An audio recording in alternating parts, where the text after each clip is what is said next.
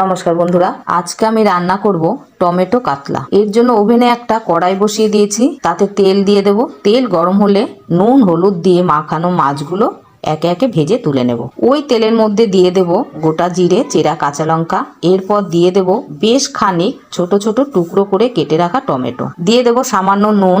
ভালো করে নাড়াচাড়া করে ঢাকা দিয়ে রাখবো 2 মিনিটের জন্য। 2 মিনিট পর ঢাকা তুলে দিয়ে দেব হলুদ গুঁড়ো, কাশ্মীরি লঙ্কা গুঁড়ো, আন্দাজ মতো নুন। আবারও নাড়াচাড়া করে ঢাকা দিয়ে দেব টমেটো পুরোপুরি মজে আসা পর্যন্ত। এরপর দিয়ে দেব 1 চামচ চিনি। এবারে তেল ছেড়ে আসা পর্যন্ত অপেক্ষা করব। তেল ছেড়ে আসলে দিয়ে দেব 2 গ্লাস পরিমাণ জল। এরপর ঝোল ফুটে উঠলে দিয়ে দেব ভাজা মাছগুলো।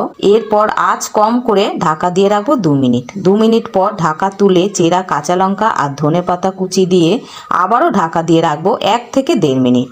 এরপর নামিয়ে নিলেই হয়ে গেল মাখা মাখা